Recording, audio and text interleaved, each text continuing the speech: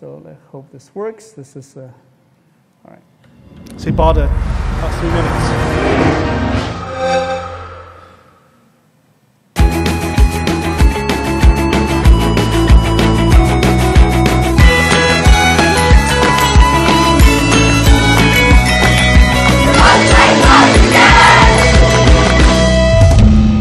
So, you've come back for more, Ian. Yep, let's do it.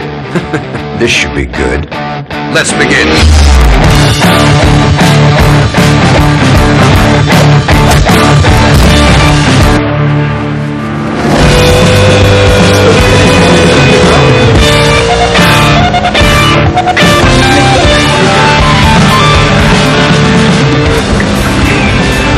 Your tires are toast. Go to the pit. All right, I'm going in. Okay, I'm ready.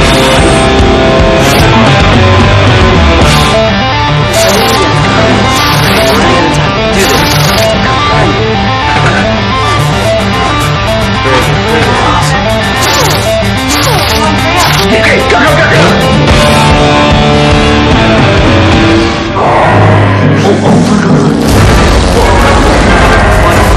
Almost got it.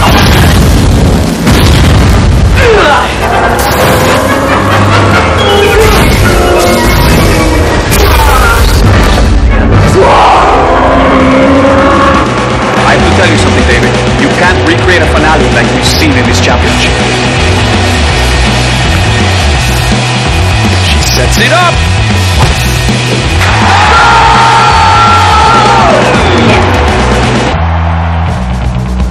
Scan.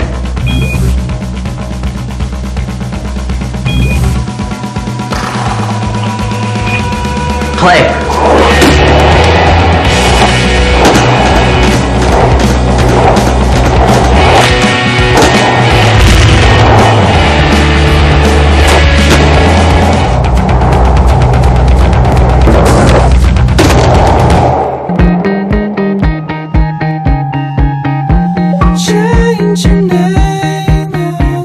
Oh, great, Sarah. Hey, so did you get a dress for the party yet? No. Oh my gosh, it's in a week. Here, you have to see the one I found for you. That's the one.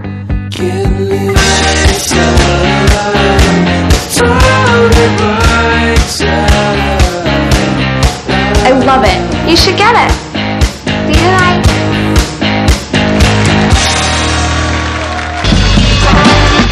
For 500 points, what is the answer? Ian Dixon. Millard Fillmore.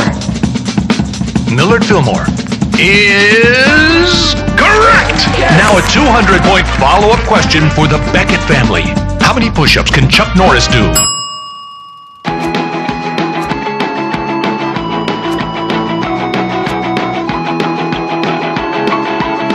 Play movie.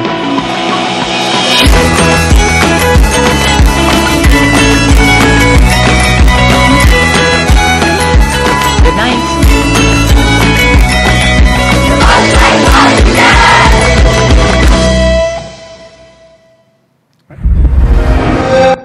So it's actually doesn't need a lot of explanation. It's self-evident, and this is not only for gaming. It's really a new way for us to control TV, to control any device. There's no controller. It's, you are the user interface, and we are working very hard to add more features to this. And actually, in a few months, we're coming up with what we call the Avatar Connect.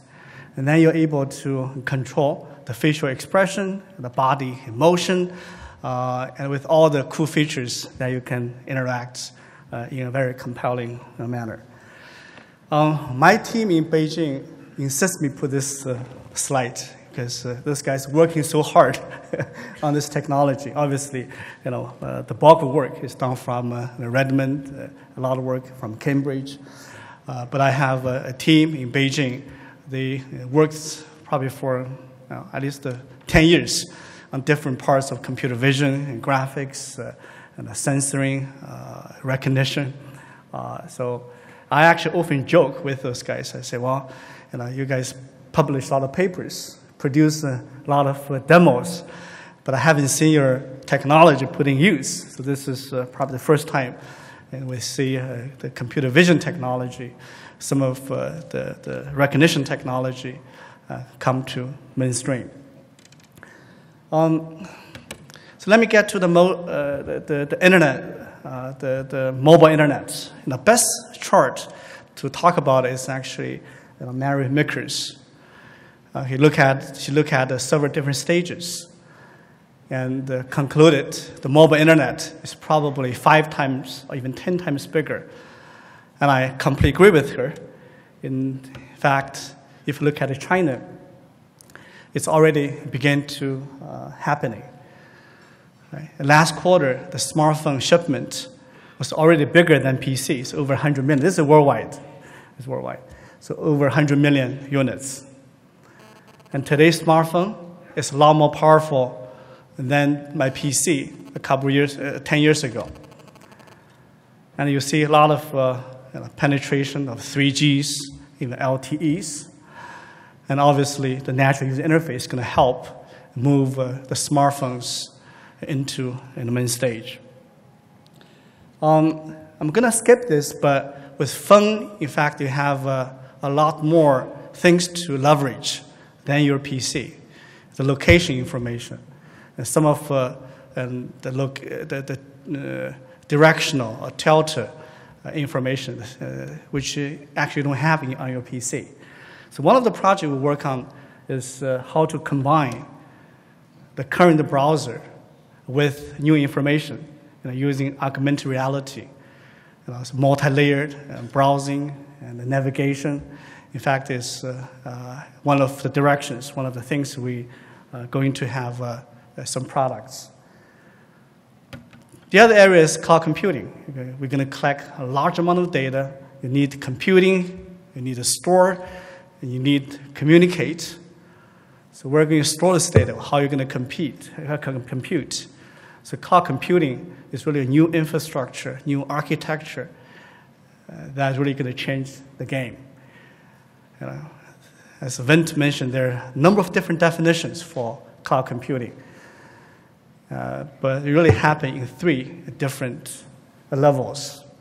The infrastructure, which you have to provide a basic facility to host the cloud.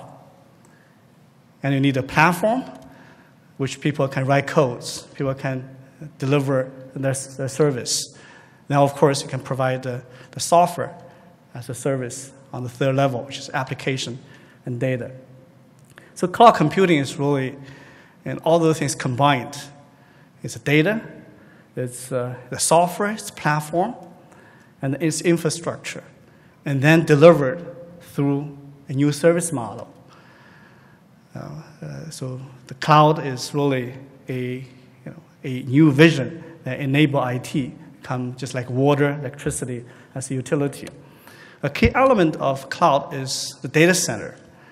I'm not going to go to detail, but if you look at the progress in the last few years, the power efficiency, the overall scalability, and the performance just have improved tremendously.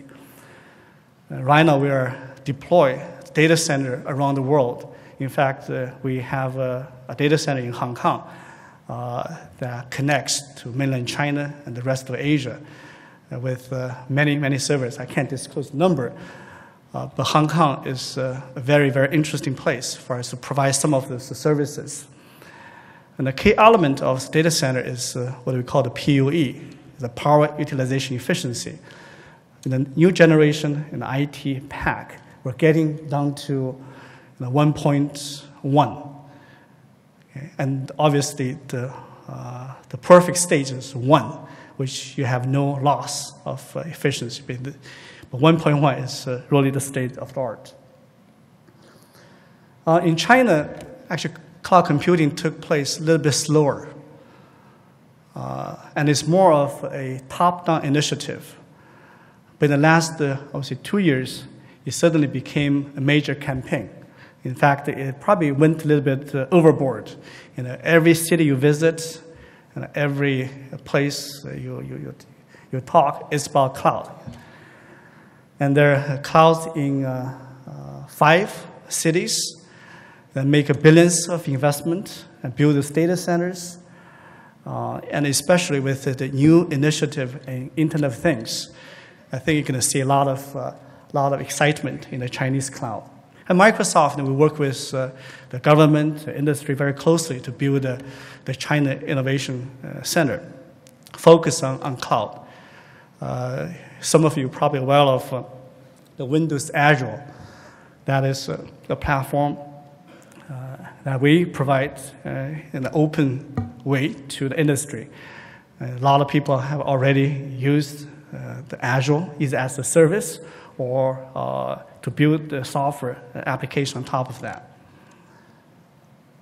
I have a video I'm going to skip, but if you look at the computing, it's really very, very interesting. In the first 30 years, it was Mini and the mainframe.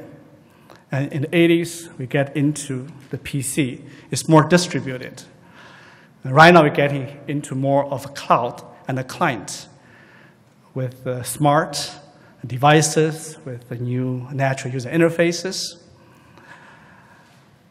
And if we look at China, it's actually even more dynamic, more exciting. And I often see in the 21st century, there are two major phenomena. One is the proliferation of IT, and the other is the rise of China. In the first 30 years, China was really absent from all those advances. In the second 30 years, China has been an active participant. In the next 30 years, I think China will become one of the leaders along with the rest of the world. I remember 10 years ago, Vince and I were giving a speech. There were people asking him about the internet. What is the future? And he said, future is great, it's bright. You have not seen anything yet. And it's right. And the future of the internet is bright. In the next 10 years, you're going to see a lot more than the last 10 years. And China, Hong Kong, Asia will certainly be a major part of that. Thank you very much. Okay.